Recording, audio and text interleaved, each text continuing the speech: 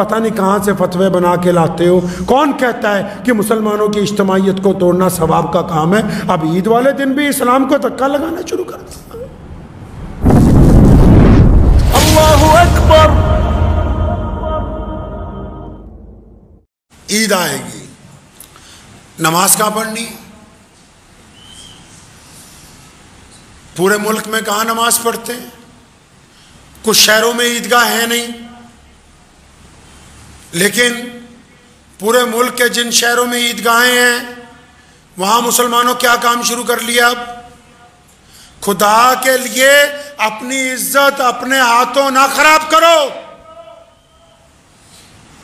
जो बंदा नशा करता है ना, कोई वो सोचता है पता नहीं इसमें फला फला का किसी का नुकसान नहीं होना, उसी का होना है। कोई आदमी अगर कोई मंशियात की चीज खाता पीता हो, नुकसान किसका है जी? उसी का है, दूसरे का है नहीं। जुमा क्यों बनाया? ईद क्यों बनाई?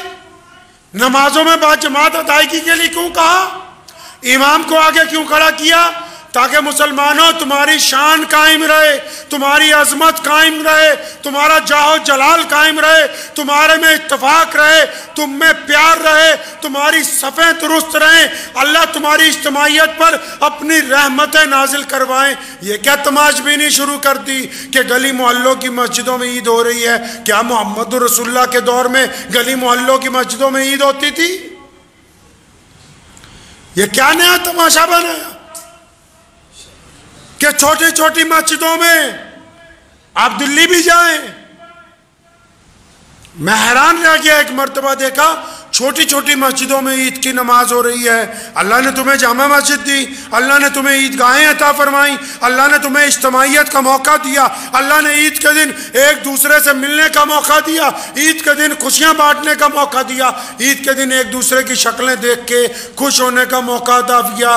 तुमने क्या करना शुरू कर दिया कि नहीं जी, हम तो अपनी 2.5 ईंट की मस्जिद में नमाज होगी, सवाब मिलने वाला है नहीं। पता नहीं कहाँ से फतवे बना के लाते हो। कौन कहता है कि मुसलमानों की इज्तिमाइयत को तोड़ना सवाब का काम है? अब ईद वाले दिन भी इस्लाम को धक्का लगाना शुरू कर दिया। ईद वाले दिन भी रसूलुल्लाह की नौज़ुबिल्लाह मुखालफत करते हो। नबी अलैहिस्सलाम कहाँ गए ईद पढ़ने? पूछो जाके अपने मौलवियों से, रसूलुल्लाह ईद पढ़ने कहाँ गए? नबी अलैहिस्सलाम ने ईद की नमाज कहाँ पढ़ी? हजूर नबी अलैहिस्सलाम ईदगाह के लिए तशरीफ लेके जाते थे।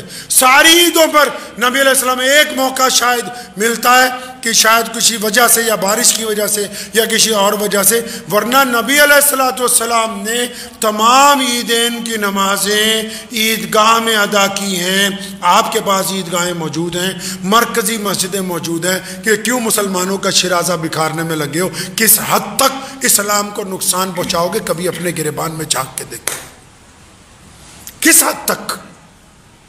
पहले 3 दिन की तरावियों की तमाशबीनी, 6 दिन की तमाशबीनी, अब ईद के दिन गली मोहल्लों के अंदर ईद।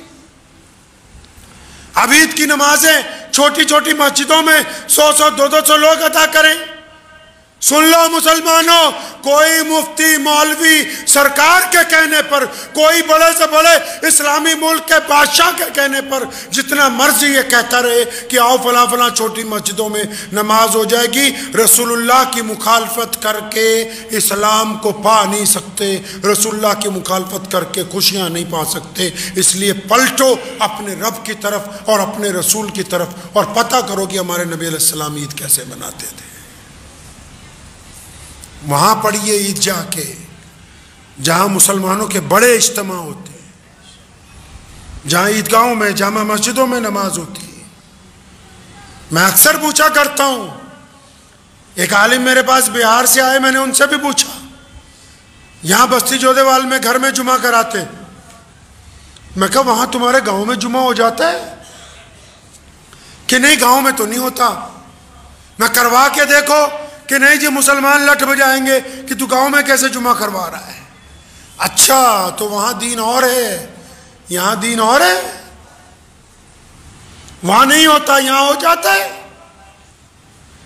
याद रखिए, अपनी ज़िंदगी में जितनी मनमर्जी कर लीजिएगा, जो बंदे की मनमर्जियाँ होती हैं ना, अल्लाह माफ़ कर देते हैं।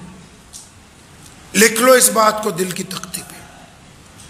जो हमारी ज़ाती मनमर्जियाँ होती हैं ना, फिर चाहे उनमें चोरी हो, डाका हो, बेईमानी हो, जो मर्जी गुनाह हो, ये सारी मनमर्जियाँ अल्लाह के आगे जब बंदा रोता है ना तो माफ़ हो जाती हैं। लेकिन जो दीन के अंदर गुंडागर्दी करना चाहता है, जो दीन में मनमर्जी करना चाहे, क्योंकि ये दीन हमारा नहीं है, इसके मालिक मोहम्मदुर रसूलुल्लाह हैं, हम इसके चौकीदार हैं। चौकीदार को तो कोई हक नहीं कि वो अपनी मर्जी से कहे कि मैं जायदाद बेच दूं या बढ़ा दूं या कम कर दूं। हम चौकीदार हैं दीन के, मालिक मोहम्मदुर रसूलुल्लाह हैं। जो लोग दीन में गुंडागर्दी करना चाहते हैं वो क़यामत वाले दिन अल्लाह के हुजूर सख्त पकड़ के अंदर आ जाएंगे। इसलिए जो मर्जी कर लीजिए, इस्लाम के साथ खिलवाड़ करने की कोशिश ना कीजिएगा। करेंगे इंशाअल्लाह। कोशिश करनी है कि ईदगाह में नमाज पढ़ें, ईदगाह नहीं है जामा मस्जिद में पढ़ें, शहर की और किसी बड़ी मस्जिद में पढ़ें, अपने इलाके के बड़े इज्तिमा में पढ़ें। लेकिन ये जो गली मोहल्लों में जहाँ 100 आदमी, 200 आदमी, 150 आदमी छोटी छोटी नमाजें पढ़ा रहे हैं, कोई फ़ायदा नहीं है। इस नमाज पढ़ाने का कोई फ़ायदा नहीं है। रसूलुल्लाह की इत्तबा कीजिए, इस्लाम की इज्तिमाइयत को ना ख़राब करो। किसी ने कहा है ना कि मुत्तहिद हो तो बदल सकते हो निज़ाम आलम को, मुत्तहिद हो तो बदल सकते हो निज़ाम आलम को, मुंतशिर हो तो मरो शोर क्यों मचाते हो। तो इसके साथ साथ उन लोगों को जो आज हमारे मुल्क में कुछ सूबों में ताकत में आने के बाद ये समझते हैं कि हम मुसलमानों को डरा सकते हैं या मुसलमानों के अलावा और जो अक़लियतें हैं, पसमानदा लोग हैं, उनको तकलीफ़ पहुंचा सकते हैं, तो वो सारे के सारी ताकतें अच्छी तरह कान खोल कर सुन ले। दुनिया की पूरी ताकत अगर एक तरफ लगा दी जाए तो मोहम्मद रसूलुल्लाह के दीन का एक तिनका तुम ज़ाया नहीं कर सकते। मुसलमान किसी से डरने वाले में से है नहीं।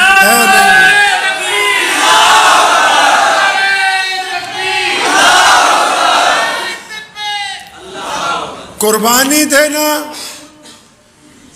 इस्लाम की फितरत में शामिल है और हमारी तारीख ये बताती है। इस्लाम जब शुरू हुआ मोहम्मद रसूलुल्लाह अकेले थे, अबू जहल हजारों में थे, और फिर इस्लाम आगे बढ़ता रहा। अबू जहल के साथ सारी दुनिया के बादशाह लग गए, लेकिन आज इस्लाम पूरी दुनिया का सबसे बड़ा मजहब है। जलने वाले जल जाएंगे, लेकिन मोहम्मद रसूलुल्लाह का दीन रुकने वाला है नहीं है। तो इसलिए आप भी यकीन रखें कि नफ़े और नुकसान का मालिक अल्लाह है। दुनिया की ताकतें फ़ानी हैं, आज नहीं कल सबको खुदा के हुजूर पेश होना है, अपना हिसाब देना है। उस खुदा की से बड़ी ताकत किसी की नहीं। जो लोग आज दुनिया की ताकत में आने के बाद ये भूल जाएं कि इंसाफ क्या है, हक क्या है, तो ज़्यादा परेशान ना हो, क्योंकि ये यहाँ जो भी लोग आएंगे पूरी दुनिया में, जो मर्जी मुल्क हो, जो मर्जी इदारा हो, जो आज उस इदारे के आगे मालिक होगा कल को नहीं होगा, कल को कोई और होगा आने वाला। मालिक सिर्फ एक है, वो अल्लाह की ज़ात है। तो आपको इस बात का भी यकीन रखना है कि ईमान वाले लोग अल्लाह के अलावा दुनिया की किसी ताकत से खौफज़दा नहीं होते। इस्लाम अपनी बर्क रफ्तारी के साथ आगे बढ़ता रहेगा। इस्लाम ने जो खसूसियत अता की, कौन सी, कि लोगों के साथ मोहब्बतों की।